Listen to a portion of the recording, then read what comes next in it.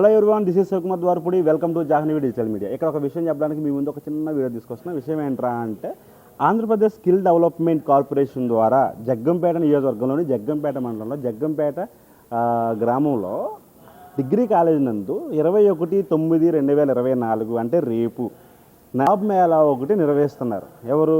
Andhra Pradesh skill development ఆధ్వర్యంలో నిర్వహిస్తున్నారు.